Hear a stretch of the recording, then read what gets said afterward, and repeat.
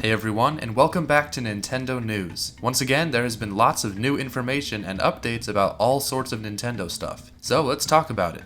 So probably the biggest news that dropped was the announcement of the next Smash Bros. DLC fighter. We already knew it was going to be an ARMS character, but now we know who it is. Min Min will be joining the fight on June 29th. The way they revealed this fighter was so great. The animation style was really cool, and they purposefully kept throwing us off by having different fighters keep grabbing the letter. But in the end, Min Min gets the letter and is the one joining Smash. Her moveset looks really good, it's very unique, and she'll definitely stand out from the other fighters. I always thought ARMS was a good game, even though there wasn't much to do. So I'm glad to see the series is getting a second chance with this DLC fighter. Suddenly, everyone's talking about ARMS again, which is awesome. They also revealed that Joker and Hero will be getting their own amiibo, which is very exciting.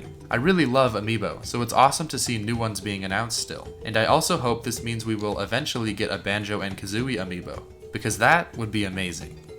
And just this morning, Nintendo dropped a short update trailer for Animal Crossing New Horizons, showcasing some new summer stuff coming to the game. And the biggest new addition is diving. Diving was a feature I really enjoyed in Animal Crossing New Leaf, so I'm so glad to see it return in this game. We can finally jump into the ocean and enjoy summer even more. And this is the perfect time to add this feature. We also see the return of Pascal, a righteous sea otter who you can run into while swimming around. It's great to see so many classic Animal Crossing characters returning. I just really hope Cap'n gets added in soon. Diving also means there will be all sorts of new creatures to catch and donate to the museum, giving you even more things to do. Gulliver also seems to be getting a new pirate outfit, as well as some new dialogue. I don't really know what this will add to the game, maybe some pirate-themed items once you help rescue him? And the last thing they showed us was that we will actually be getting another summer update that comes out in early August. It looks like fireworks will be returning, which is awesome. Some of my favorite memories in New Leaf were the summer fireworks shows, and I'm sure they'll be even better in New Horizons.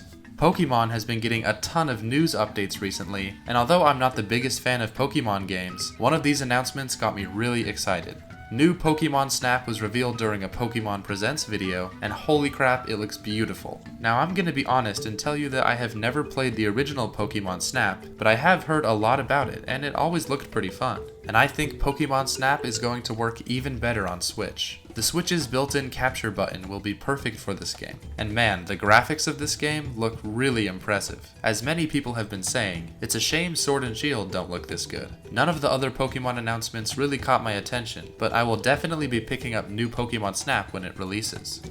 This is some older news, but we got a closer look at Paper Mario the Origami King, and it looks pretty good. We got a much better look at the battle system, which I kind of have mixed feelings on. Turning the enemies and lining them up looks like it will be fun for the first couple times, but I'm worried it will get old fast. I might have just preferred the battles were just normal, straight up fights, rather than adding in this puzzle solving every single time you battle. But I can't say anything for sure, we'll just have to wait and see how it is when the game releases next month. But now it has been confirmed that your basic attacks are non-consumable, which is such a relief to hear. The card-based system was easily the worst part about Color Splash, so it's great to see that fixed here.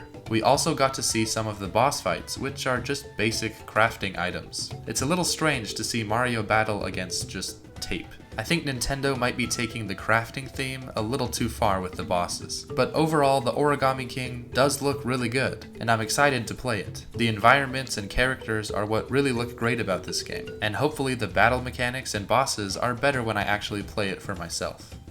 Okay, these next couple headlines are a lot smaller, but I'd still like to talk about them quickly. Ninjala finally released recently after many problems with the test demo and a big delay. It was originally supposed to be released in late May, but after trouble with the demo, they pushed it back until June 24th. But the game is out now and it's also free to play, so go ahead and try it for yourself. I've played a couple matches already, but I still need to get a better feel for the game. The game is super colorful and vibrant, and matches are very fun. The only thing I don't like so far is the rock, paper, scissors type mechanic when you clash with an opponent. I feel like it takes some of the skill out of fights and leaves it up to chance, but hey, maybe that's the point.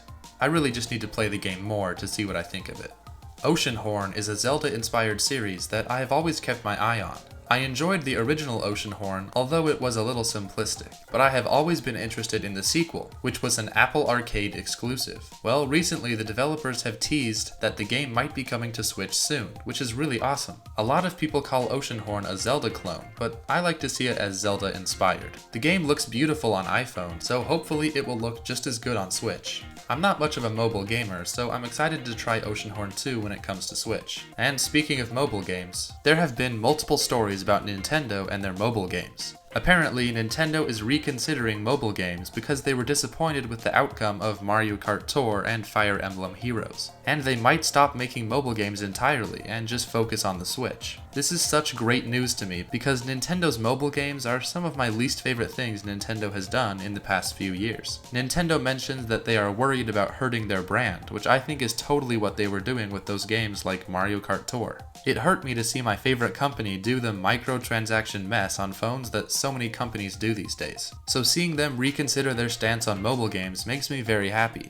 I'd love it so much if Nintendo would stop making mobile games and just focus on the Switch. A big reason why they are doing this is because of Animal Crossing New Horizons and how well it sold. I think they are realizing that Switch games can make just as much money, if not more, than mobile games. Well, there's some of the recent Nintendo news that I found exciting. Although it is kind of sad to see the announcements that probably would have been in a Nintendo Direct be dropped on Twitter at random times. I definitely miss E3, and I hope it returns next year. I also hope we get some Zelda news sometime soon, whether that's Breath of the Wild 2 or hopefully Skyward Sword HD. I think the Switch needs a new Zelda game this year, and they're running out of time to announce it.